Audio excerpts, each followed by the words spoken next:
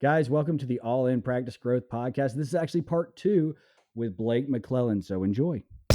Are you ready to go all in? Let's do this. Let's do this. Let's do this. Guys, welcome to the All In Practice Growth Podcast. This is actually part 2 with Blake McClellan, so enjoy. Are you ready to go all in? Let's do this. Let's do this. Let's do this. But, when you have investors you're responsible to and shareholders, you just can't. And that's the smarter decision, 100%. It's just where the rubber meets the road for you and I is, again, we want to be a part of every new emerging thing as it's happening. And that's also been my detriment to a degree. When we launched Implant Compare and we're live streaming surgery, we were ahead of everything. I mean, just broadcasting surgery live, the hardware didn't even match up with what the goal we were trying to do. The problem you had was that you didn't have the funds or the experience to know, I got to just ride this out for years. You didn't have that option. We were, because you had to invest so much money into it because you were building something new and it was a physical product, but also software. Whereas because of your experiences now, this has been way easier to be bootstrap, but still hyper effective. And not bootstrap for our clients, bootstrap for us. Right. Well, solving a problem that's in the now versus solving a problem that people are not even aware of yet. And that's where you'll waste a lot of money in any business is educating the market on the problem they have. The easiest way to generate revenue today is solving a problem that people know they have today. And so when we launched the IC head cam, and this was our COVID project, which was a wireless headlight camera, right? So that you could film cases. We were just starting to get in the groove of social media content production, stuff like that. So we were educating the value of having this, but not a lot of people were saying, I need one of these. And it was really tough and a lot of money wasted trying to educate the market. Now, we get universities. We've got, I think it's one of the major military med schools, or bases, that I don't want to say their names. That might get us in trouble. Yeah, don't do that. They're testing it for a major branch of the military, but we just get all these inbound inquiries now versus constantly trying to get people to be interested in it. You were grinding so hard and you were having success, but the amount of success you had too early have to overcome the investment and then be able to have a family and do these other, it just puts you in a bad spot. It wasn't like you had, $1 million in seed money or anything and could ride it out a few years. You had and a couple of surgeons that really believed in us, Jim Howell and Brian Farrell. What's up, Boots? Those guys were, awesome. And Rick Capitan was just on a couple episodes ago. And at the time, we didn't realize the talented surgeons that we were working with. You mentioned Brian Farrell's name now, especially when it comes to orthodontic surgery, or Jim Howell. Oh, people just go, you know him? Oh my God. Yeah, and they're just bros, right? But they're really talented surgeons, and they built a huge organization now with their group. But it's, I think I look back now and realize, man, we were really flying close to the sun in a lot of things we were doing. But being too early can be an issue too. And so Absolutely. If you're a dentist listening to this right now, and maybe you've got a startup concept idea, so many dentists come up with a genius idea. It needs to be a problem for other people, not just the one that you've identified in order for that product to succeed. Or if you open a new practice in a brand new town, understand you're about a year or two probably as it's, emerging out. Absolutely. It's going to be a little tough. You have to show the problem first, then provide the solution. So market education can be expensive and slow. And I caution anybody in the entrepreneurial mind to understand that, yes, disruption is fun.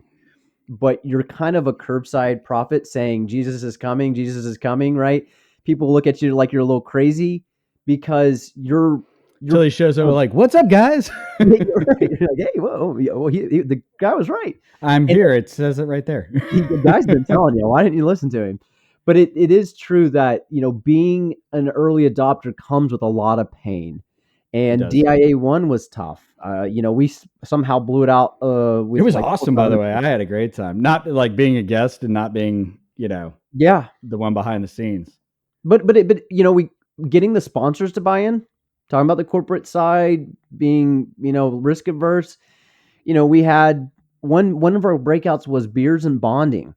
And, everybody just got a craft brew and they were sitting on the floor. I mean, this was not like a traditional style, but I will say disruption is fun. To me, it is addictive. I love it. I love being prophetic in a sense of predicting the future a little bit, Mhm. but it comes with a lot of scars. But now I think you have the vision of like, all right, but how long something might take now. Like Yeah. if you were going to do IC again, it would cost you half as much. You'd launch it, 10x as fast.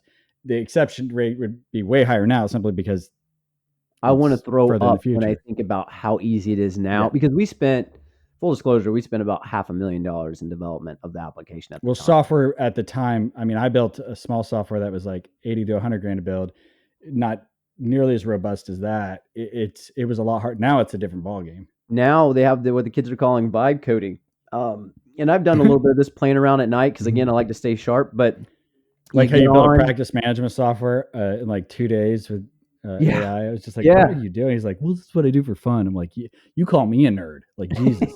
I am. I'm like a dumb nerd. That's the thing is like I'm not the Yeah. smart nerd. I'm a dumb nerd. We're But idiot savants in different ways. I learned the hard way, and I will always try something because we're all human, right? We all can do the same thing. It's just the effort you put into it and the resources you have access to. Where you're born and the income level you're born into and stuff like that definitely is a factor. But once you become a certain age, and especially in today's era, its access is inexpensive and everywhere. And so, taking one learning language model and having it work with me to build what's called a PRD on what this development kit needs to look like, and then carrying that over to another model to execute the code, and then going into another to deploy it. An idiot like me could actually build this practice management software that I was playing around with just as a hobby. And so now I think we could have built Implant Compare for probably 50 grand and a fraction of the time and limited the amount of developers we needed. So it's going to be a wild era right now. It's talking to someone about like the kids coming up. Like, what are they going to do? A normal job, 9 to 5. I just don't see that being their future. I think Mm. one being COVID babies, they're a work from home tattooed in their brain now because they saw their parents doing it. But two, they're not as loyal. I think they've watched their parents. No. Some have Which, watched. by the way, is fair because of what they've seen. Yeah, Whereas in the 70s and 80s, and it started happening in the 90s, right? Where you'd work for a corporate, like my wife's dad worked for a company for like 40 years. Like, who yeah, does that now? Like, that seems nobody. insane now. And seeing these giant corporations lay off, like the lack of loyalty that way has driven, and their view on that has driven it the other way. And Yeah. so, and it's not inaccurate many times. Like, just to be honest. No, it's that's going away. I don't think anybody looks at that as like I go to college, get my degree, and I go work for a company and I retire and get the watch after 25 years. That's going away. And I think this new generation coming up is going to be the biggest entrepreneur class that we have. They're going to be Well, it's doing set up. side hustles. It's never been easier to start a business now with No. all the different tools that are out there. That being said, it's never been easier to start a business now, so there's a lot more competition there. And so it's who takes that risk early and drives. I think we're going to have this massive imbalance with those, where kind of what we have right now, you're going to have the innovators, the risk takers, especially these young ones who just boom, do it. And then those who kind of try and then fail and say that's it, as opposed to, because anybody successful, as we know, has failed a billion times till they Yeah. were successful. I think there's still going to be this massive gap where you're going to have these young kids, what we consider young, who just crush it, and then I give up, and then they're going to be miserable and poor, and unfortunately not be able to buy a house, live with their parents till they're 50. I think so. I think we're just getting on the tail end of the content creator era where everybody's getting rich on being a content creator. The Logan and Jake Paul era.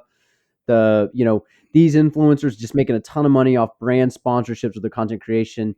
It's getting tougher now to be a rising star in that. And now you're seeing the streamers, right? They'll be on camera for like 4 or 5 hours straight streaming. That's kind of a new thing. But I think now it's going to shift to where every product, company, solution, you're going to have to be a content creator. No questions agree. about it. It is a mandatory aspect of every business now. You have to create content consistently every day or at least multiple times a week. And not just on one platform. You got to do them all, right? Be And omni-channel marketing. yeah, Peter Bolden, shout out to him. He taught me this. You got to be where their attention is at. And unfortunately now it's all over the place. all over. Luckily it's in one place right here, but it's all over the place as far as platforms go. Yeah, yeah, and you've got to, and it makes it challenging for a business. But I think this generation coming up will be good at it. But then, you're going to see a wave of apps that solve just one problem. We're with apps that do everything. Like look at, let's say, Facebook. You can marketplace, you can date. I think they have a dating aspect, or they're building that out. They have messaging, calls, all this stuff, right? All kind of baked in a do everything Swiss Army app. You're going to see more apps arise now because of the AI coding that just solve one specific problem, and it's Yeah. niche, and it'll make this person 30, 40 grand a year off the 10,000 subscribers they get or whatever it may be. But you're going to see a lot of that emerge because of this AI app building era. And that's where people, I think, will have two or three of these little apps they build. You're seeing them already doing this. That's Mhm. kind of where we're going.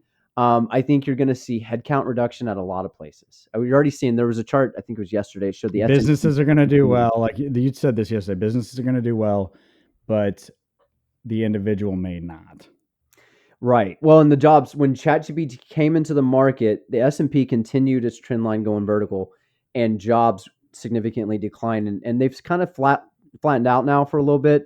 I think the next wave is going to be, instead of just using ChatGPT, you're going to have your own model in your office, in your location, or at your server hub, whatever it may be. That's an internal AI algorithm just for the company, so that data is secure. And you give it, one thing that people talk about is, I'm training my AI. Well, no, the models are trained by whoever deployed that.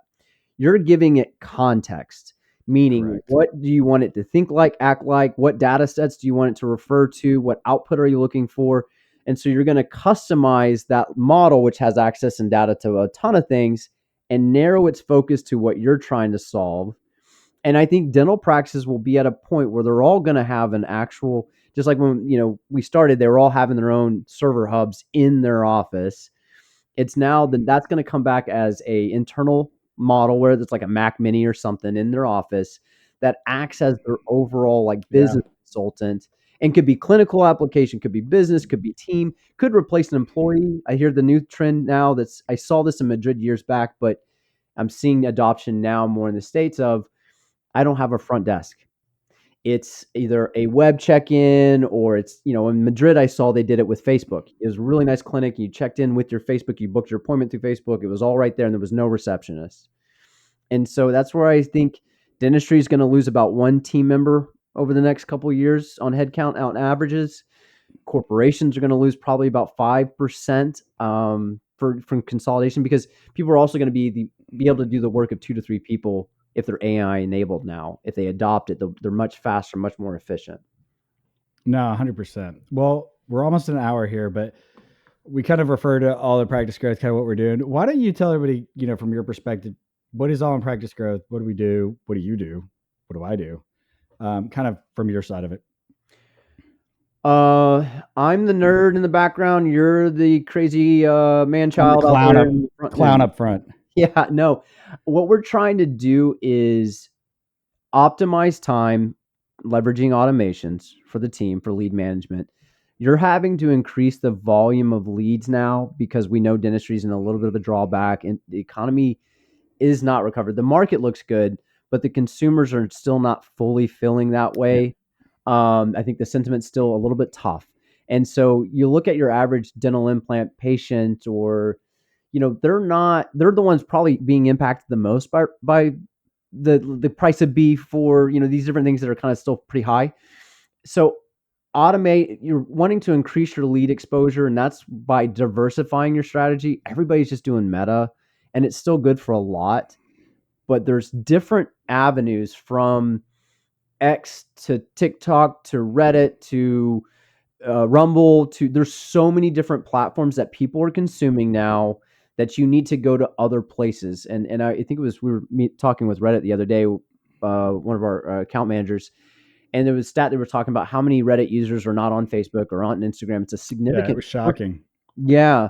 So really building out robust strategies to really get the most out of their dollar spend, but automating the lead management, nurturing the lead, putting a little rigidity so that you're not just getting bad leads.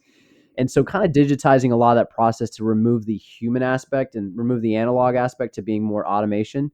And then really, again, diversity in robust and dynamic ads that are specific. I think it's Gary Vaynerchuk who says, speak to one person when you make content. One. Now that person is going to be similar to a lot of others, but focus on one target. So many people focus on a big, broad message. Come in, come do this, whatever. Be more specific and intentful in your content. And that's where you come in, and what you've been doing when we do these video shoots. We won't let a client come on board unless they're doing a video shoot either with us or they already have somebody that's doing it that we can coach. Yeah, we start content as the foundation. Yep. And we're hyper specific in how we do our shoots. So literally one shoot where you get with a traditional videographer or director, you'd get 5 long form videos and like, great, that's awesome. What about social? Good luck. Is that we do it for every single platform, everything. It's hyper specific. Yeah. And we can get 6 months or more content in a single day, which is, it's a lot of work on the front end, but it definitely pays off. We do. I mean, I think a lot of these video shoots traditionally have been, we're going to get a couple testimonials that are 4, 5, 10 minutes long, and we're going to get a couple interviews and that's it. In today's era of social media, you need to be posting 2 or 3 times a week, and Minimum. Yeah. images are not going to hit. Now you can take a few before and after images and turn it, like you do good with this, and turning them into It's gotta reels. be a carousel or Yeah. a transformation, but yeah, it can't just be like a single picture anymore, especially like on Instagram. You just want to get viewed. You don't have to work with us. I mean, honestly, we're so busy right now. I don't know how much of the floodgates we want to open.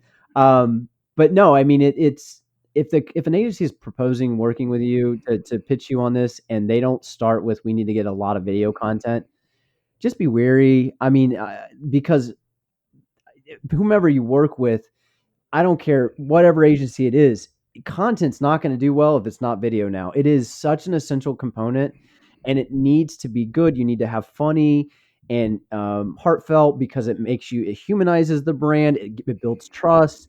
You need to have FAQ videos. You need to By have the way, testimonials.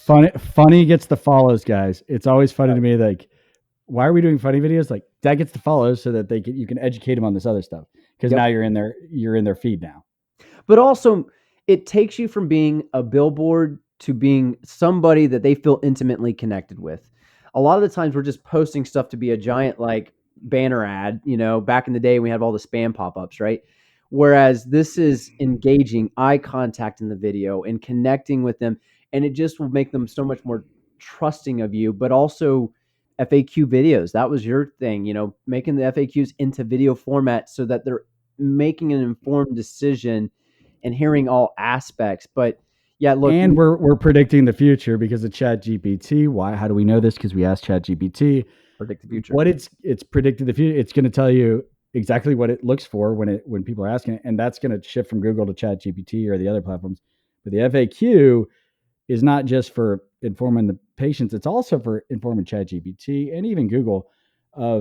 That's the next kind of thing where you got to have FAQ pages are going to be huge on websites now, but not just written content with video. And so we're trying to jump ahead of that so that our clients, as this wave comes over the next 6 months, a year, you've already seen Google flip to where lead cost is insane. It's going to shift that way. And so how do they find you? So we're trying to not just the now, but also for the future. And being consistent with YouTube, you've pinpointed this, right? Is most people treat their YouTube as like a storage bank. They go and check it every 5 years and put maybe a video up or something. And the algorithms reward consistency. And so you want to dominate Google, and it's a Google-owned product. You've got to be active on YouTube. And with YouTube Shorts, they've enabled that of like being more of a daily posting or weekly posting kind of platform. But it's a Google-owned product, so it's going to reward it. But same thing with these AI algos.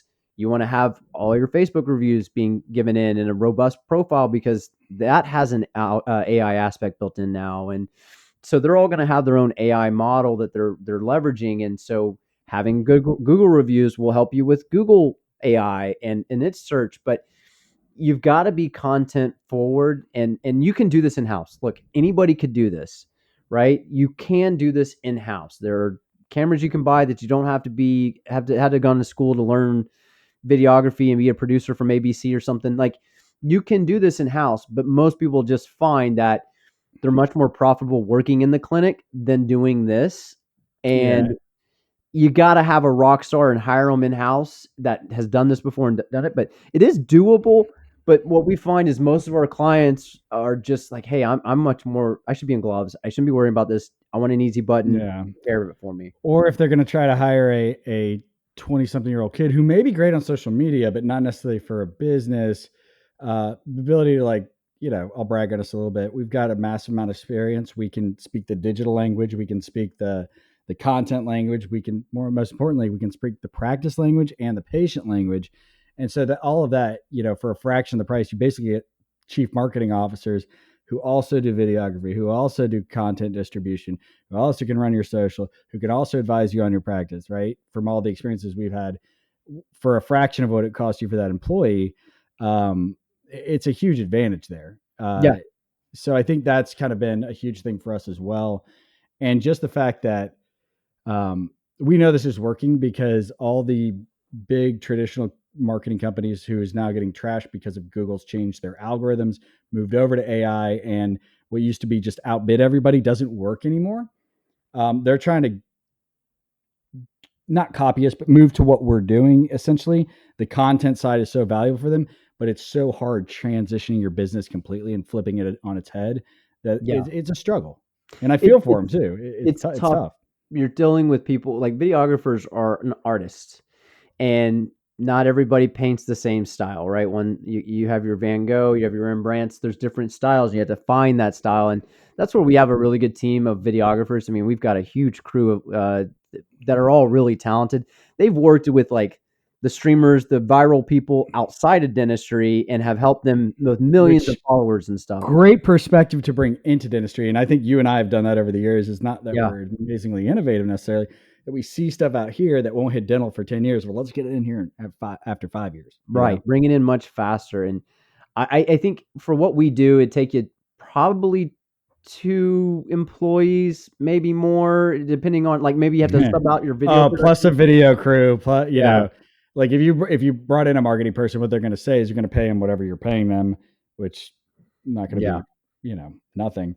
And they're going to say, well, we need to get videographers and we need to help creating some of this and the editing is probably harder than anything, more than the videography. It's the editing. And then can you be on every, so there's a lot to it. And like, I like these young kids, but I bring them into a practice. No, I'll teach them what to do because they have an inherent, they've grown up with this technology. So I always feel like with these kids who know their stuff, but don't necessarily know how to apply to this, I feel like that meme with, Buscemi, where he's dressed up like pretending he's a high school student, but has eyes like I do. Like, hey, fellow kids, but it's taking like this new platform and the way you have to do things now with the experience that we have and kind of meshing it together. And shit, we have a lot of fun doing it too. Like if I come in and we do a video shoot, your team, it's like a team building exercise too. Because once we do the social kind of shots, they freaking love. I know every time I'm left to shoot, I get texts from the team and them like, can we do this next? Can we I'm like, absolutely, we can do this. Like, I want you to own this stuff too and want to do it. Yeah, I that's what's unique. I mean, we were forced into this. You can push your way into something or be pulled into something, and we were pulled into this, and it just was harmonic and it made sense. For years, I've been lecturing on social media. For years, you've been helping practices grow their social media and do this stuff and marketing.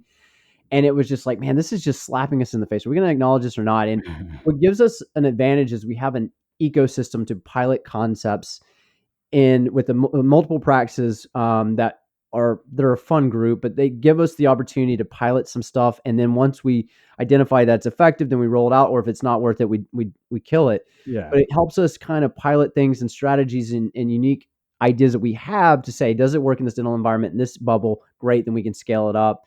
And I think that's where, I was going through a doctor had texted me today, like, hey, I'm trying to get better at it. What do you think? You got any tips? I said, let me send you some of the funny stuff so you can get some ideas. And I was sending the video of Dr. Barnes in Oklahoma doing the Bohemian Rhapsody video, trying to sneak out playing golf. That was fun. And I was like, holy cow, this had like 2,000 likes and a crazy amount of comments. And it sounds stupid, but you have to balance it with that. You have to be serious. You have to be fun. You have to be relatable. And it's an alchemy of all that we have a really good system, I think, now dialed in on the shot list. I mean, getting an output of 50, 60 videos in one day shoot is absolutely insane and just should tell you how crazy we are. But we do it. We're able to pull it off because we found a good system for doing so. And I think that's what helps so that we can keep a consistent pulse of the brand of good dynamic content through a 6-month stint before we do our next shoot with them. But it seems to be working really well. I mean, what was the one practice they're pretty new, and they said our week this week that we had, now that we're running and gunning, is better than the entire month we had last month. Yeah. And so when you see those growth numbers and not off crazy ad spends, I mean, they're if you're not doing any ad spend at all, it may sound like a crazy number, but for those who have been doing this, it's a really low number in comparison to what you could be spending. And so it's there. I know a lot of people feel like, man, the traffic's down. There's still patient demand. You just got to go to them and you got to present your brand in the right light. And so the dynamic content is, if we didn't do that part of our business, we'd be just another, overnight kind of marketing firm. Now, by being content forward, and we've talked about this many times, this is the reason why we're succeeding, is this content forward approach is killing it. And so whatever you're doing as your brand, it's got to be content forward. Well, and I think we have a few other things that we do that's a little bit different. Number one, you focus on the automation, the AI integrations, and kind of the ad side, but that's like short term, pay to play. But you have to. It's not easy to do. It's very difficult to do, but it gets you that fast. Like, all right, let's get patients now. So that's good. And a lot of companies do that. I don't necessarily think they all do it as well as we do, but there's companies that do that while also getting the long-term value of organic growth through the content, building these relationships long-term. So you get your short-term investment and your long-term investment at the same time, right? And that's the crux of that, is just like, what's going to happen later is, hey, and what's cool about us, we'll go, we don't need to spend as much because now we're getting more organically. And that was always the goal. So, it doesn't hurt our feelings. Like, we want to treat your business like ours. And the flexibility to work with, like, we love our website people. We like our Google ads. I had a call with one of our clients. We work directly with them. And if you want, I'll connect directly with them so that you don't have to go through that pain, because it's easiest for us to talk. And you say, okay, what kind of ads are you doing? All right, next shoot, I'll create content based around that to help you. Right? Because all we really care about is that our clients genuinely grow their practice, in the method they want to do it. No, it is. And just a real quick update. Bitcoin hit 123,000. So I quit. I'm out. Been real, had fun. I made it. I am getting. Oh, I just checked it, Blake. It's back down to 20 grand. But no, I think that what my job here is, we divide and conquer. I mean, it's funny how we just operate and trust. It's like a SEAL Team 6. That's always how you should build your teams, is trust. And we did have about a decade of working together directly and indirectly, which obviously helped. But all I did was apply sales psychology to our automation and lead management. Look, Sarah, the 38-year-old dental receptionist, is not going to be your Mercedes-Benz closer. And I think a lot of pressure's been put on the dental team to be sales closers. Well, what a great point. They would have gone and taken the job selling timeshares if that was their DNA and what they enjoyed. Well, let's put some perspective on this too, right? So you hired them to do a job. Now you want to invest and do marketing. I want more patients, right? Let's look at the traditional method, which means that's great for the practice and you want to invest in this. But now Judy it's her job got harder and she doesn't get anything else out of it. And so what she signed up to do is now different. And if you're not built, or you haven't been in sales forever and can take rejection or the patience of like, not now, maybe later, like, it's debilitating. It's really crushing for some people. You really have to build up a thick skin over time and play that game for a while. And what you've done is really, with that automation, is take all the shit Judy don't want to do, but she loves talking with patients who are ready to go, and taking that out of the way, right? And then she gets to do the part she loves. And so that gives them more time and loving what they do, as opposed to the stuff they don't want to do, right? AI doesn't have a bad day, right? And so I think you get a good, consistent communication and stuff. But again, those multiple touch points, nurturing them, giving them FAQ videos so they can, walk along that journey too and know that. And I guess we're kind of giving away our secret sauce here a little bit. No, I don't care. It's fine. Um, We don't mind telling people, like, we'll tell you the platforms we use, like lectures we do. I don't care because it's hard. Like, we fill out every description in YouTube, every platform, location, all this stuff, all the keywords. Like most companies just plug the video up there and maybe give a 2-sentence description. We do everything. It takes more time, but in 2 weeks or 3 weeks after posting for whatever keyword, you dominate the video page in your local area. Like, who does that? We've kind of figured that. I don't care about telling the secrets because it's more of it's not about one thing we do. It's that we'll come to our clients and say, hey, we thought this was going to work. It didn't work, but this over here is working. Let's shift over here. We're not married to any one thing. We're married to what's going to be best for our practice. Point in case, I am a notorious DIY fix it myself kind of guy. And I successfully fixed a dishwasher. I unsuccessfully didn't fix my refrigerator. Would never do that again. But my AC went out, and it's hot this summer, and it's like, oh crap. So I start AI, what's going on here, and it's all this stuff. And this capacitor replaced. I'm like, okay, I can do this. And I did it, and it didn't fix it. And I actually got the right part and hooked it up the right way and everything else. It was just something else of flipping the breaker and a different kind of capacitor or whatever thing. It needed like a secondary aspect of it. And so when the AC guy finally showed up, because I did this in the intermediary of when he was going to be able to be there, it's like, I got to try to fix this. I spent more money and time and heartache trying to do what he did in 10 or 15 minutes versus just paying him to fix it and just sitting and realizing, hey, trust the expert. And so, look, there are times to not trust the expert. There are times, and just you can do it yourself, like, I don't know, replacing your tire or filling your washer fluid. But other things, you need to lean on experts because else you're going to waste a lot of time and energy and money. It will cost you more doing the DIY approach. And so you just have to decide. I don't mess with electric or plumbing, but everything else I'll do. Sometimes you don't have the choice. When the wife's complaining, she's angry. She's like, it's 90 degrees in this house. We got to figure something out. I know your wife, Lacey. She has never been mean or angry ever in her life. She's a sweetheart. It hits me.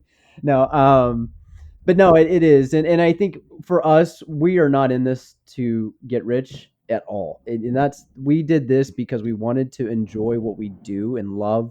Yep. We want to be with our families. When we are with our families, we were just having this conversation about being how present. We're present now because we're doing what we love. We're making people happy. Our customers are happy. They're happy. Our clients are excited with what we're doing. And I work more than ever now, but I like it. So it doesn't feel like work.